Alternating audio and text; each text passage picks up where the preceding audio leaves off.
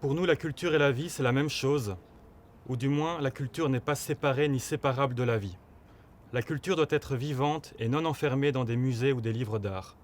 Elle doit être quotidienne, empêcher l'homme d'être robotisé du présent.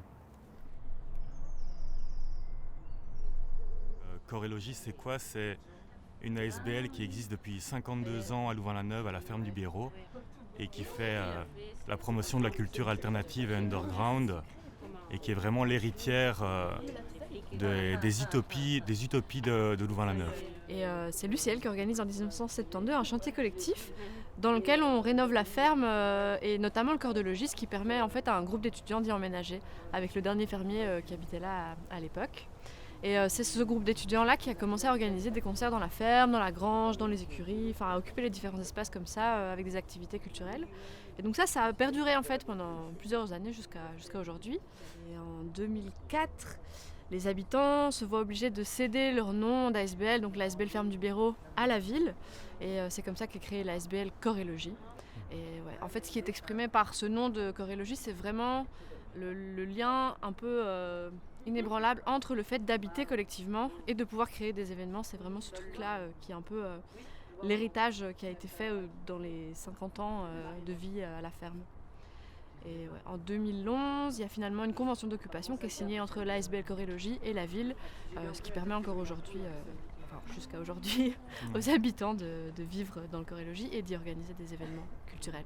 S'il y a un truc important à dire aussi, c'est que en fait, notre subside, c'est vraiment l'habitat, et c'est ça qui nous permet de faire des événements ici et d'organiser la vie culturelle et associative, c'est le fait d'habiter toutes et tous ensemble dans le corps de logis. Bah ouais, en fait, il y a aussi tout cet aspect de l'accueil en fait qui est vraiment hyper important. C'est ça qui permet notamment d'accueillir des artistes qui viennent de loin pour pas trop cher en gardant le prix libre. Aussi de faire émerger un peu des jeunes talents parce qu'on a de l'espace pour faire de la résidence comme tu disais.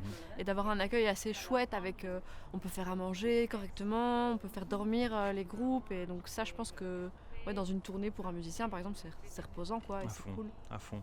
On a vraiment eu beaucoup de groupes émergents qui ont commencé ici et qui se retrouvent maintenant sur des scènes internationales. Et c'est vraiment important de le dire. C'est magnifiquement bordélique. Les habitants habitaient dans un lieu magnifiquement bordélique et la salle était aussi comme ça. Et c'est ça qu'on avait besoin. Le fait qu'il n'y ait plus ça maintenant, chaque fois on rebondit, hein, mais ça a quand même une énorme perte parce qu'après on va dire oui, vous aurez accès à la salle, mais il faudra venir voir le mec, cocher un truc. C'est tout sauf le bordel, la liberté, la fragilité. Oui, on a une salle, on peut cocher dedans.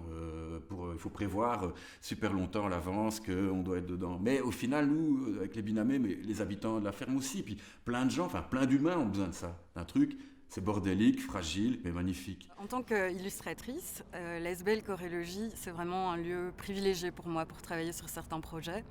Alors j'accompagne pas mal de gens neuroatypiques, par exemple parfois des gens qui ont des handicaps mentaux.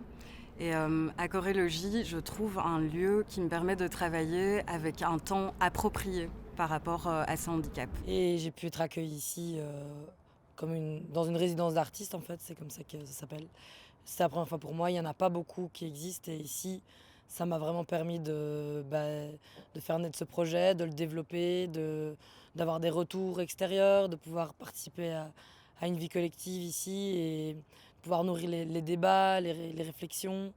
Voilà, ça permet l'ouverture.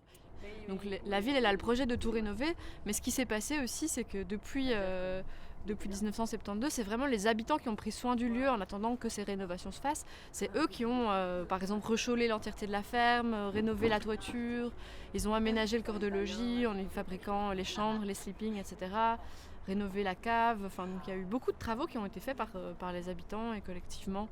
Et donc, ouais, je pense que c'est important de souligner que il y a eu un grand soin qui a été pris de cet endroit par les habitants. En fait, tout le monde s'est questionné le 11 mars les moyens des déploiements policiers et les moyens où il a été fait, sachant que dans les mêmes moments, 12 habitants, selon moi, on était en train de discuter avec les bourgmestres sur les différents. On proposait des solutions pour les bâtiments. On avait rendez-vous à 11h30 et une délégation de 2 associés ont été pour une audience par rapport à ce rapport défavorable.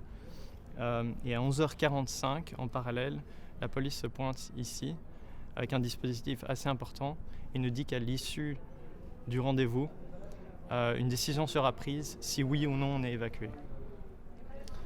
À midi 10 pour être précis, les portes arrière sont grillagées par les employés communaux et je commence à me dire à ce moment-là que peut-être qu'une décision avait déjà été prise. On interroge les moyens utilisés, le déploiement policier qui était là et le fait que ce soit considéré comme un danger imminent alors que dans le rapport pompier qui était arrivé plus tôt, c'est juste un rapport défavorable. On ne dit pas qu'il y a un danger imminent. Et en fait, on est très au courant de l'état des bâtiments. On est en fait les plus touchés par ça. Et on est entouré des gens, des professionnels qui sont partants de faire les travaux. Et nous-mêmes, on est partants de faire les travaux. L'association Coréologie, ses habitants et ses habitantes demandent toujours les conditions nécessaires à réintégrer leur lieu de vie, qui est un élément fondamental et nécessaire au projet culturel. Dans la mise en sécurité du bâtiment qu'on demande de toute urgence, on souhaiterait aussi être entendu dans nos propositions lors de l'audition du 11 mars 2025 avec le bourgmestre de Tigny-Louvain-la-Neuve. On demande la transparence et la confiance de l'administration et du corps politique pour pouvoir régler la situation avec elles et eux. Et concrètement, on demande à pouvoir nous réunir avec les acteuristes culturels, les responsables du patrimoine matériel et culturel, avec les responsables des travaux, de la zone de sécurité, pour pouvoir réintégrer notre lieu de vie et continuer les activités culturelles au plus vite. Retour à la ferme. Dispersion. Attention, saut.